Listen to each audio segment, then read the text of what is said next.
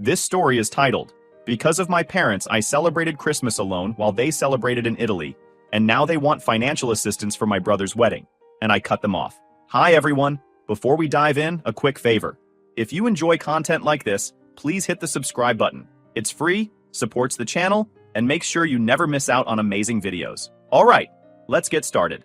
Okay, so I know this sounds bad, but hear me out. My family has always been complicated. Growing up, my parents weren't exactly what you'd call nurturing. They were the kind of people who thought doing the bare minimum for their kids meant we owed them for life. My dad, Mark, loved to act like some self-made genius who could do no wrong, always reminding me how I was lucky to have him as a dad. Meanwhile, my mom, Linda, had this habit of constantly reminding me how much she sacrificed for me, usually right before guilting me into doing something. It wasn't like they were physically abusive or anything, but the mental load of being around them was suffocating. Everything was about them. If they helped me with something, they'd hold it over my head for years. If I succeeded at something, it was because they pushed me. If I failed, it was because I didn't listen to them. It didn't matter how much I tried. I was never enough compared to my younger brother, Ryan. Ryan, the golden boy, could do no wrong in their eyes. He was 4 years younger than me and had always been spoiled rotten. I'm not exaggerating when I say he got away with everything. While I was expected to get a job at 16, help around the house and keep my grades up, Ryan was allowed to float through life. They'd make excuses for him constantly. He's still figuring things out, or he's just a kid. Never mind that he was 22 now and still living at home, barely working, and spending all his time gaming or hanging out with his girlfriend, Kylie. By the time I was 25, I thought I'd escaped all that. I got married, moved to a different part of town, and tried to build a life of my own. For a while, it was great. My ex and I didn't have kids, which made things a little easier. But when the marriage fell apart, everything I'd built crumbled. The divorce wasn't messy, but splitting assets left me broke. I couldn't afford rent on my own, and with no close friends or family willing to take me in, I had to do the one thing I swore I'd never do, move back in with my parents. It was supposed to be temporary. I told myself, just save up for a few months and you'll be out. But temporary turned into a year. Living with them again was like being sucked into a time machine and dropped right back into my teenage year. Every day was a reminder of why I'd left. My dad's lectures about how I needed to get my act together became a daily occurrence. Never mind that I was already working a part-time job and picking up freelance gigs on the side to save up. He'd say things like, when I was your age, I already had a house, conveniently forgetting that housing prices weren't the same in the 80s. My mom wasn't any better. She had this knack for turning every conversation into a passive-aggressive dig at me. If I didn't do something exactly how she wanted, she'd say, well, I guess we raised Ryan right at least. She never missed an opportunity to compare me to Ryan, who of course was thriving under their roof without lifting a finger. Ryan didn't care about any of this. If he noticed the tension in the house, he didn't let it bother him. Most of the time, he was in his room with his gaming setup, blasting music, or scrolling through his phone. When he did interact with me, it was usually to make some snide comment about how I needed to lighten up or get my life together. The breaking point came 2 weeks before Christmas. I came home from my part-time job, exhausted and ready to collapse on the couch, only to find the living room filled with suitcases. My parents and Ryan were buzzing around packing clothes and toiletries. I asked, what's going on? My dad barely looked up from what he was doing and said, oh, we're leaving for Italy tomorrow. I froze. Italy? Since when? My mom looked at me like I'd just asked the dumbest question in the world. Since we planned it weeks ago, she said. We wanted to spend Christmas somewhere special this year. Ryan's been so excited about it. Okay, I said slowly, still trying to process. So, you're all going? Of course, my dad said. It's a family trip. Family trip. That hit me like a ton of bricks. So, I'm not invited? My mom shrugged. We didn't think you'd want to come. And honestly, with how things have been, we didn't think you'd be able to afford it. Ryan, who'd been sitting on the couch scrolling through his phone, finally chimed in. Yeah, and it's not like you've been easy to be around lately. He smirked like he was enjoying the whole thing. It took everything in me not to lose it right there. You could have at least told me, I said. My dad sighed like he was already tired of the conversation. Look, it's not a big deal. Maybe if you got your act together, we'd have considered paying for your ticket. But you didn't, so next year, maybe.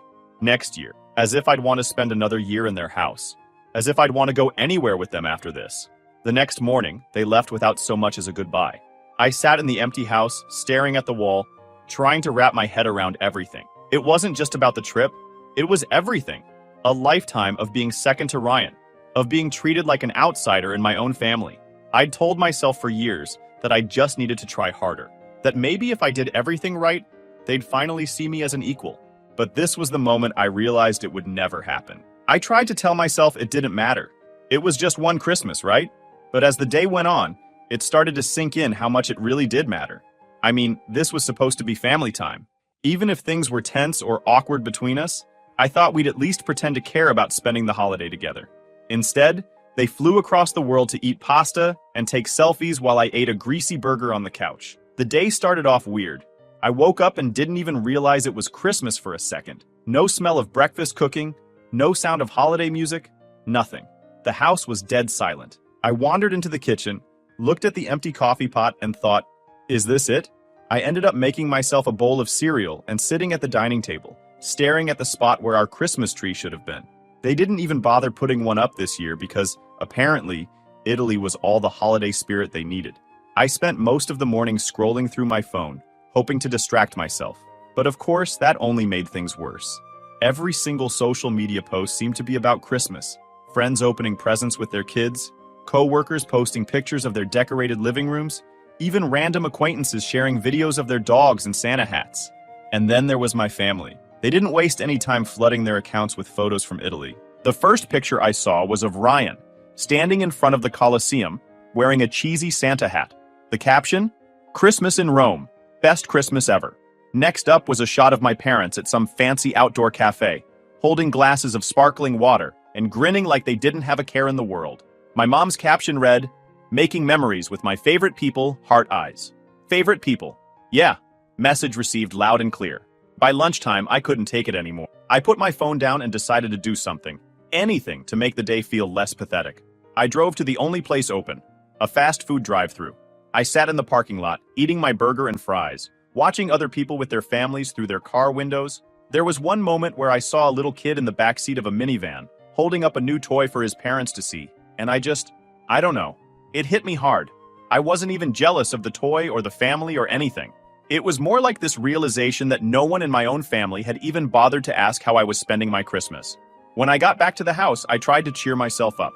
I turned on a Christmas movie, Home Alone, because irony, and tried to get into the holiday spirit. But it felt forced, like I was just going through the motions. Every now and then, I'd glance at my phone, and there'd be another notification about a new post from my parents or Ryan. I should have just turned the notifications off, but part of me couldn't look away. It was like watching a train wreck. The pictures kept coming. My dad posing in front of some famous fountain, Ryan holding a plate of food the size of his head, my mom gushing about the breathtaking views from their villa, and the captions. Don't even get me started. Everything was unforgettable and the perfect Christmas. It felt like they were rubbing it in, even if that wasn't their intention. Or maybe it was. Who knows? By the evening, I'd officially hit rock bottom. I ended up eating leftovers from the fridge, some bland casserole my mom had made earlier that week, and sitting at the kitchen table alone. I started thinking about all the times I'd bent over backward for my family, the birthdays I'd spent helping my mom decorate, the weekends I'd given up to help my dad fix stuff around the house, the countless times I'd covered for Ryan when he screwed up. And this was how they repaid me? Leaving me behind without so much as a second thought? It wasn't just hurtful. It was humiliating. That night, I finally broke down and called one of my old friends, Mike. I hadn't talked to him much since moving back in with my parents, mostly because I didn't want to explain why I was back in Cleveland. But I needed to talk to someone, and Mike was the kind of guy who didn't ask too many questions. When he picked up, I tried to play it cool, but he could tell something was up. Hey man, he said. Merry Christmas. How's it going? I hesitated. Yeah, same to you. It's fine. Just a quiet day? Quiet? What about your folks? I could have lied, but I was too tired to keep up the charade. They're in Italy, I said flatly. They left last week. There was a long pause. Wait, what? You didn't go with them? Nope. They didn't invite me. Mike let out a low whistle. Damn, dude. That's cold. Yeah, I said, laughing bitterly. Tell me about it. We ended up talking for a while, mostly about random stuff. Old memories, dumb jokes, anything to take my mind off the train wreck of my Christmas. By the time we hung up, I felt a little better, but the pit in my stomach was still there. Something about that Christmas made it hit harder. Maybe it was because I was older now and starting to realize just how messed up the dynamic was. Or maybe it was because I'd finally run out of excuses for their behavior. Whatever it was, I knew something had to change. I couldn't keep living like this, letting them treat me like an afterthought while I bent over backward to please them. That Christmas was a wake-up call, even if I didn't fully understand it at the time. It forced me to start thinking about what I wanted for my life and what I wasn't willing to put up with anymore. But at that moment, all I could do was try to make it through the night. After the Italy fiasco, I thought things would quiet down. I mean, how much more could my parents and Ryan push? I was wrong. So wrong. A couple of days after they got back, I was sitting in the living room, trying to avoid them as much as possible. I had no interest in hearing about the best Christmas ever, for the millionth time. But of course, my dad decided to call a family meeting. It wasn't really a meeting. It was just them deciding they needed something from me, which was basically how every family meeting went. Dad started with his usual serious tone, leaning forward like he was about to drop some life-changing wisdom. "We've got something important to discuss," he said, as if he hadn't just spent thousands of dollars on a luxury trip. "It's about your brother." My stomach sank. Whenever the conversation started with Ryan, I knew it was going to end with me being roped into something I didn't want to do. "Ryan proposed to Kylie while we were in Italy," Mom added, with this proud little smile, like he'd just won a Nobel Prize or something. "It was beautiful. They're so happy." I barely managed to nod. Congrats, I guess." Ryan, of course, was sitting there smirking like he'd just conquered the world. "Yeah, we're planning a spring wedding. It's gonna be amazing." I was already getting irritated. They hadn't even told me about Kylie being part of the trip or the engagement, and now they were acting like it was the highlight of the year. But I kept my mouth shut because I knew where this was going. Then Dad leaned back, folded his arms, and hit me with it. "We're going to need your help with the wedding expenses." I blinked, sure I'd misheard. "Wait, what?" Mom jumped in, all sweet and condescending. "It's not just you, honey. We're all pitching in. But weddings are expensive, and Ryan and Kylie are young. They don't have the resources yet." Ryan nodded, like that was supposed to make it all make sense. "Yeah, we're still figuring things out. It'd mean a lot if you could contribute." I stared at them. "How much are we talking about here?" "Oh, not much," Dad said casually, like he was asking for a cup of sugar. "Just $17,000. That's not unreasonable for a family contribution." I laughed. I couldn't help it. "17,000? Are you serious? You want me to give you that?" Mom tilted her head like I was the unreasonable one. "It's not just for Ryan. It's for the family. Weddings are a big deal. You've been through one yourself, so you know how it is." That comment stung more than I'd like to admit. My own wedding had been a disaster, not because of money, but because of the relationship itself. And here they were, acting like I should feel honored to shell out my non-existent savings for Ryan and Kylie's fairy tale. "Look," I said, trying to keep my voice steady, "I don't have that kind of money. And even if I did, why would I spend it on this? You guys just got back from a luxury trip. Maybe cut back a little instead of asking me to cover the bill." Ryan finally spoke up, his tone annoyingly smug. "Wow, way to be supportive. This isn't just about me and Kylie. It's about family. You wouldn't even be living here if it weren't for Mom and Dad. You kind of owe them." That was it. I snapped. "I owe them? Are you kidding me? I've been paying rent since I moved back, covering bills, helping around the house, while you sit here doing nothing." Mom's face turned sour. "That's not fair, and you know it. We've done so much for you, especially after your divorce. The least you can do is show some gratitude." "Gratitude?" I said, practically laughing again. "I'm grateful, sure, but I'm not a bank. You can't just guilt me into giving you money I don't have." Dad shook his head like I was some huge disappointment. "We've been patient with you, but this attitude isn't going to get you anywhere." The room went dead silent. For a second, I thought maybe they'd drop it, but then Mom leaned forward and gave me this look, half pity, half annoyance. "Honey, think about it this way. You're single. You don't have kids to worry about or a spouse to support. It's not like you have any major expenses." That one hit me hard. They made it sound like my life was worthless just because I didn't have a family of my own, like I wasn't allowed to save for myself or have my own plans. "Unbelievable," I muttered, standing up. The answer is no. I'm not giving you $17,000. Not for this. Not for anything." Mom gasped like I just slapped her. "How can you be so selfish? This is for Ryan, for family." "I'm not selfish," I shot back. "You are. You've spent my whole life putting him first, and now you expect me to fund his wedding? No way." As I turned to leave, Dad said, "If that's how you feel, then we need to reevaluate the arrangement here. You're living under our roof, and we've been more than generous. Maybe it's time you start paying your fair share of rent." I froze in the doorway. "I already pay rent." "Not enough," he said. "If you're not going to contribute to the wedding, then you can contribute more here." I wanted to scream. "So let me get this straight.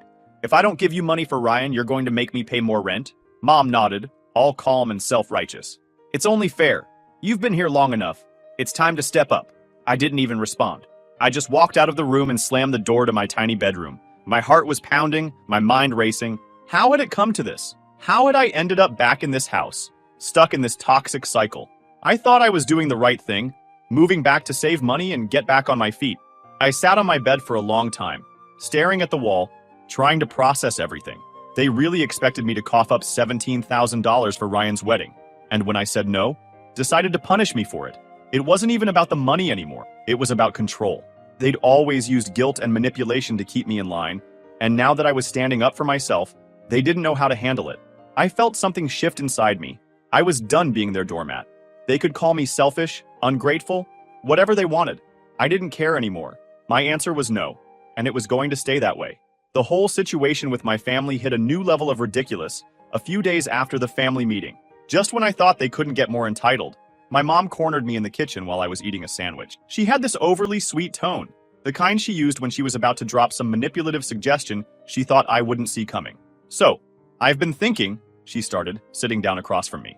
You've got that car sitting out there, and it's in really nice shape, isn't it? I frowned. Yeah, it's fine. Why? She smiled like she'd just come up with the most brilliant idea ever. Well, you don't really need it, do you? I mean, you work from home most of the time, and when you go out, you're not going far. What if you sold it and put that money toward Ryan and Kylie's wedding? It would make such a difference, and we could all help you get a cheap used car later on if you really need one. I just stared at her. Was she serious? Wait, I said, holding up a hand. You want me to sell my car, my only car, to help pay for Ryan's wedding? She nodded, like this was the most reasonable suggestion in the world. It's not just for Ryan. It's for the family, and you'd be helping out so much. Besides, think of how much money you'd get for it. It's a nice car. I couldn't believe what I was hearing. Mom, I need that car. It's not just for work. It's my only way to get anywhere. I'm not selling it, period. Her smile faded, and she gave me that disappointed look she'd perfected over the years. You're being so short-sighted. This is an opportunity to show Ryan and Kylie how much you support them. Family helps family, you know. Right, I shot back. But apparently family only goes one way in this house. I'm not selling my car, and that's final. She sighed and stood up, shaking her head. I don't know why you're being so stubborn. You're making this harder than it needs to be. Then she walked out of the kitchen, leaving me sitting there fuming. That conversation was the last straw for me. They wanted me to give up my car, the one thing I'd managed to hold on to through all the crap I'd been through, just so they could throw a fancy party for Ryan and Kylie. It wasn't just entitlement anymore. It was outright insanity. I decided right then and there that I had to get out of that house, no matter what it took. From that point on, I started planning my escape in secret. I wasn't about to let them talk me into anything or guilt me into staying.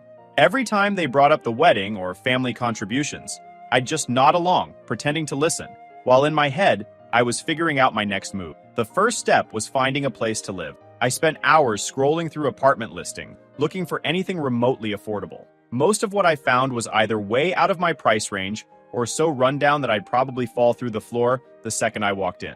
But eventually, I found a tiny studio apartment on the outskirts of town. It wasn't much, just one room with a kitchenette and a bathroom, but it was clean, and the rent was low enough that I could make it work. When I went to see the place, the landlord seemed skeptical about renting to me. I didn't blame him. I wasn't exactly rolling in cash, and my credit wasn't great after the divorce. But after I scraped together the deposit and promised to pay the first month's rent upfront, he agreed to let me move in. The catch? I had to be out of my parents' house and into the new place by the weekend. That gave me less than 5 days to figure everything out. Packing was the next challenge. I didn't have a ton of stuff, but I knew I couldn't just start loading boxes into my car in broad daylight. If my parents or Ryan saw me, they'd demand to know what I was doing, and I wasn't in the mood for another guilt trip. So I decided to do it in secret.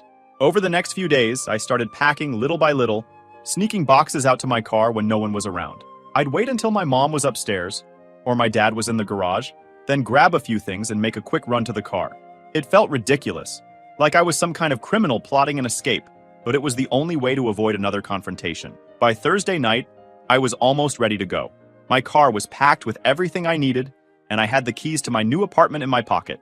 All I had to do was make it through one more day without tipping anyone off. That night, I waited until everyone was asleep before making my move. I grabbed the last of my things, just a couple of bags and a box of random stuff, and quietly carried them out to the car.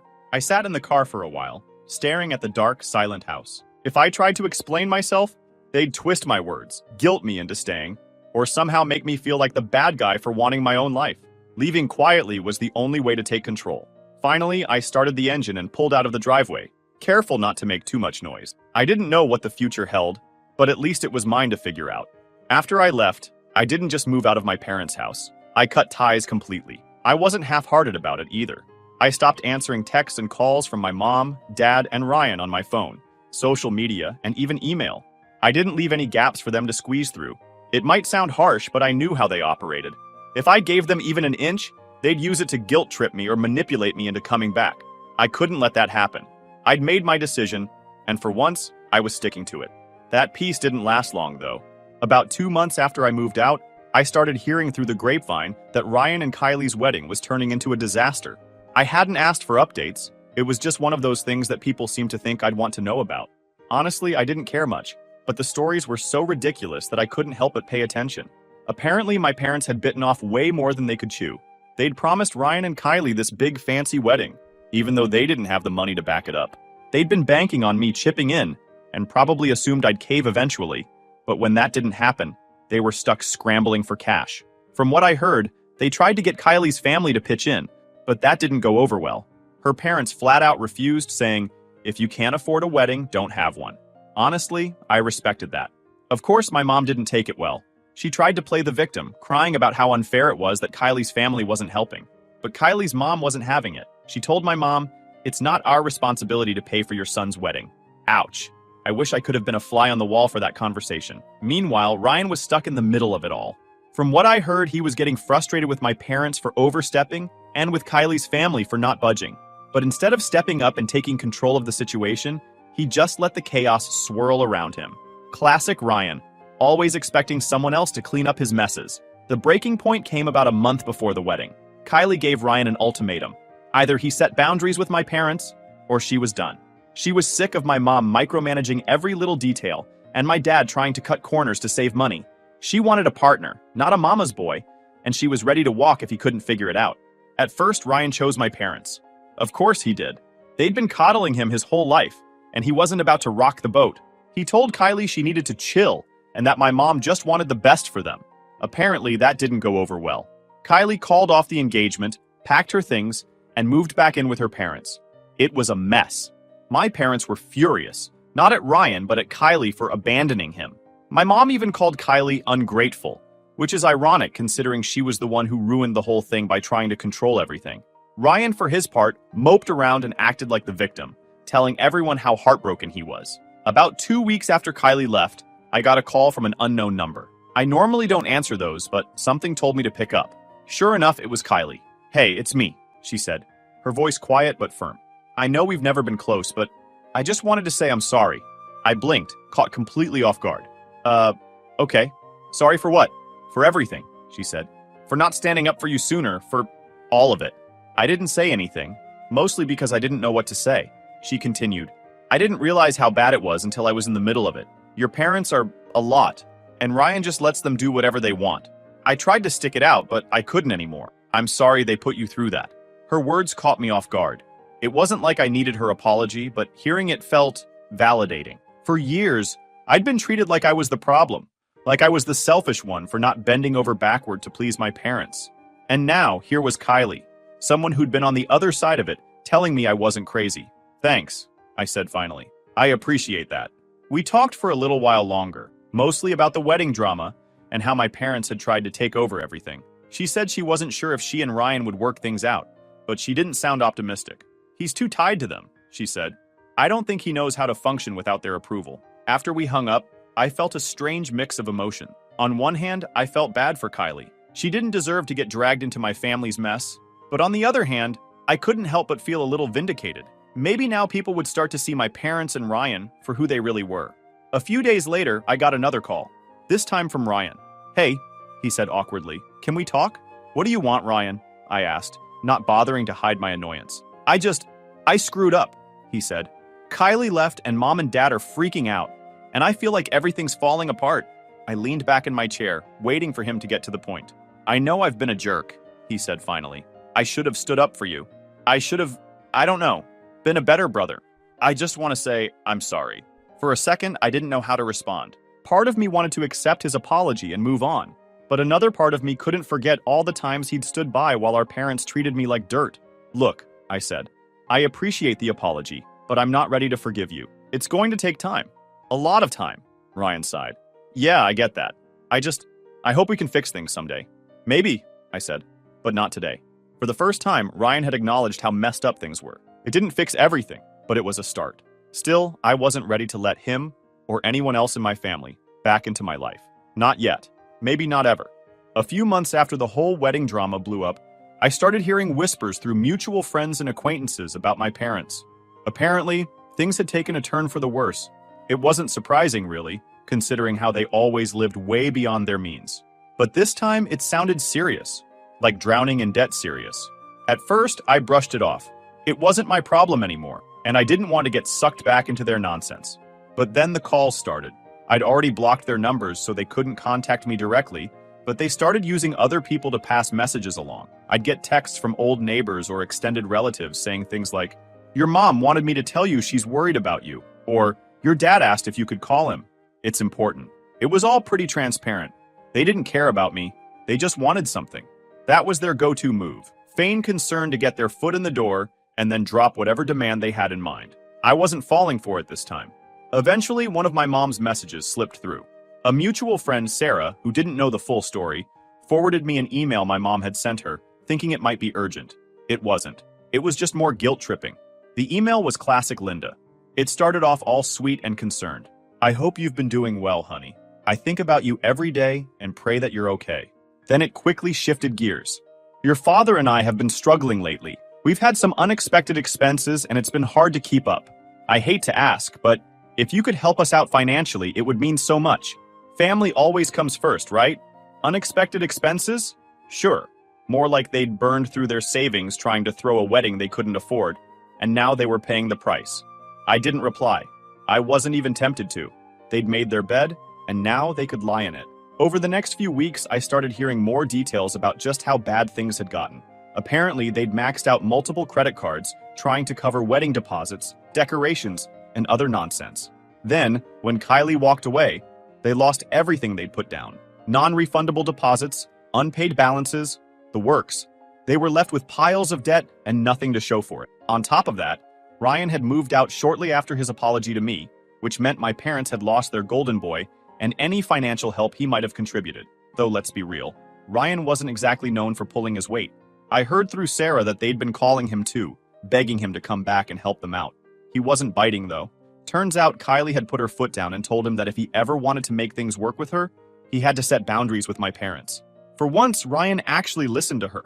He told my mom and dad he couldn't support them financially and that they needed to figure things out on their own. To say they didn't take it well would be an understatement. "They're blaming everyone but themselves," Sarah told me one night over coffee. "Your mom's been telling people that Kylie's family sabotaged the wedding and that you abandoned them in their time of need." I just shook my head. Of course they are. It's never their fault. They're allergic to accountability. Then, one day, I got the message I'd been waiting for. A text from another mutual contact. "Hey, just so you know, your parents are selling the house. They're downsizing because they can't keep up with the mortgage." I wasn't surprised. That house had always been way too big for them, and the upkeep alone must have cost a fortune.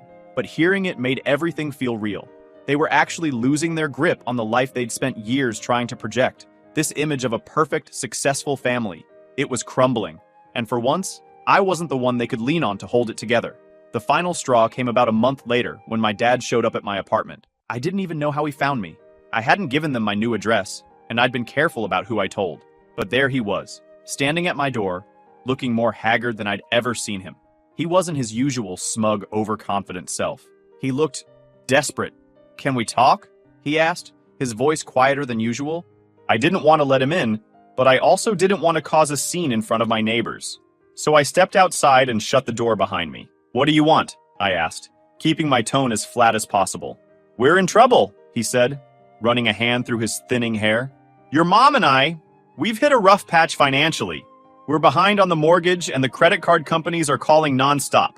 We don't know what to do." I folded my arms. "And this has what to do with me?" He gave me that look, the one he always used when he was about to launch into a lecture. But this time, it didn't come. Instead, he just sighed. "You're our son. We thought you might want to help." I laughed bitterly. Help? Like you helped me when I was struggling? Like you included me in your Italy trip or cared about my feelings during the wedding drama? Sorry, but I don't owe you anything. Don't be like that, he said, his voice rising. We're family. Exactly, I shot back. Family's supposed to support each other, right? Funny how that only applies when it benefits you. For a moment, he just stood there, staring at me like he couldn't believe I was actually saying no.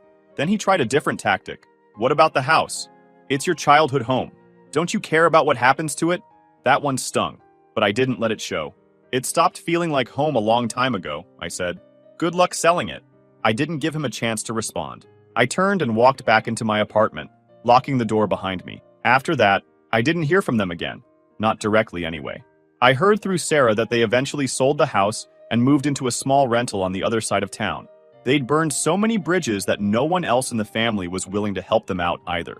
I knew I'd made the right choice. For years, I'd let them take advantage of me, make me feel like I wasn't enough, and use guilt to control me. Cutting ties was the best decision I'd ever made.